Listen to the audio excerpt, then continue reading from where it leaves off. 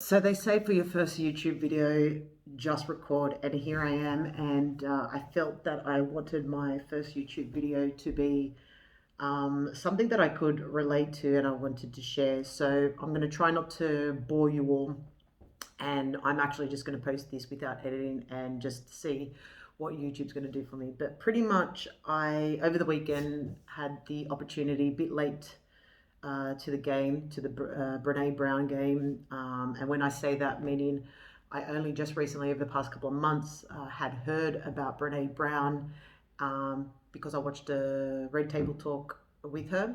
And then I was like reminding myself, make sure you watch Brene Brown's videos, her TED Talks. This weekend, I had the opportunity to watch her TED Talks on vulnerability and shame, and absolutely loved the video on vulnerability. I believe that I've become someone who's quite open to being vulnerable and sharing.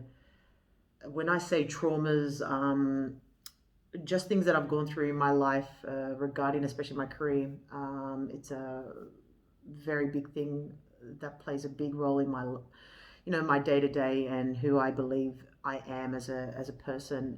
But the one that really hit me the most was her video on shame, and it just shook me to my core. I felt like I could relate so much to it, and I just want to, not that what I'm going to say is going to hit videos the way that Brene did or anybody else, but the fact that everyone has these fears, everyone has these shames in who they're supposed to be, what they're supposed to be doing, what people's perceptions are of them. And I really felt that last year. We're in 2021. I'm recording this in 2021, but in 2020, and the year that was a really crazy year, I was going through a journey where 4 years before, just under 4 years before 2020, I'd moved from Sydney, Australia to Amsterdam, the Netherlands, and was on this, when I say journey, had the opportunity to move overseas. And when I moved for a role that I had found and, put all my heart, soul, spent hours and days on my resume, on my portfolio, on everything, making sure that my goal, what I wanted to do, was to get to Europe and work in the UX and design space, which I already did back in Sydney, but wanted to get into the space again in the Netherlands, or at least somewhere in Europe. And when I found this job and I was hired, when I moved here, and the things that I had achieved were just things that I didn't even, not saying didn't vision for myself, just couldn't believe that were occurring. And I'd set the bar so high that when it came time to start looking for another job, because I felt that I'd hit a wall and it was time to move up to my next step and where I wanted to go in my career, I started finding that it was very difficult. It was so many life lessons that I learned along this way of discovering, who am I? Am I good enough? What am I doing? What will people think of me? And all because, as well, in the back of my head, there was, when I say back of my head, multitude of thoughts going on. Was I had gone through scenarios back in Sydney where I'd been made redundant quite a number of times, was looking for work, was out of work for ages. This is, before moving to Amsterdam, but it was affecting me.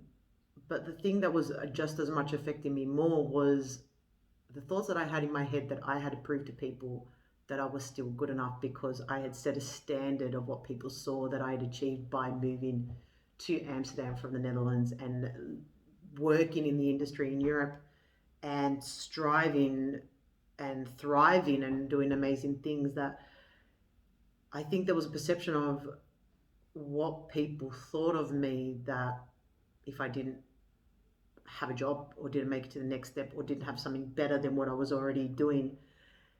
And when I've started seeing my thought patterns, where it's like, I've got to work for the best company in the world. Like, I was interviewing with Google, I was interviewing with IKEA, I was interviewing with I was interviewing with major companies all across Europe, And I felt that I needed to have this big name, this big role, this big everything to make myself look better because of what I thought people had perceived the way that I had built up my career in. But really, I think as well, I was judging myself and felt that I needed to have this bigger, better role that was going to make me look good when in fact I was already doing amazing things. I just needed to make sure that I was going to find something that was going to serve me for the things that A, I was already good at, B, that I could give to the industry and further myself as an individual and as a designer, and just be the best that I can be and give what I can give and not have those thoughts of, well, this is an expectation of people, and they didn't have this expectation. This was all on me. So the reason why I'm wanting to post this video or talk about the stuff that I heard in Brene Brown's videos was just I resonated so much with things that I was hearing regarding, whether you would hear people's criticism of you. So when she spoke about the man in the arena, when she was talking about shame and the guilt, so things that I could definitely resonate with. And then when talking about vulnerability, I had to get uncomfortable and start navigating my feelings of what was going on with who I felt I was as a designer.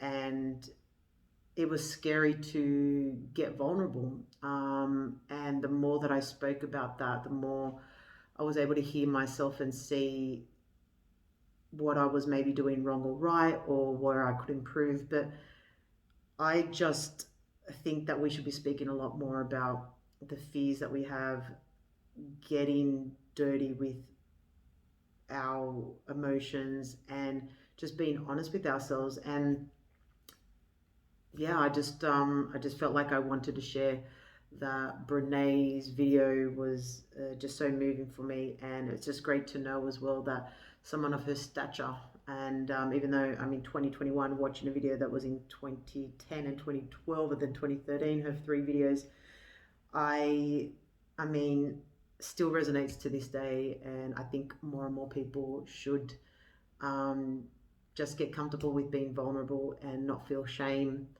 But if you do, don't worry about it. It's okay. We all have these thoughts, and I just want to say that thank you, and I look forward to seeing where this road takes me. That's it.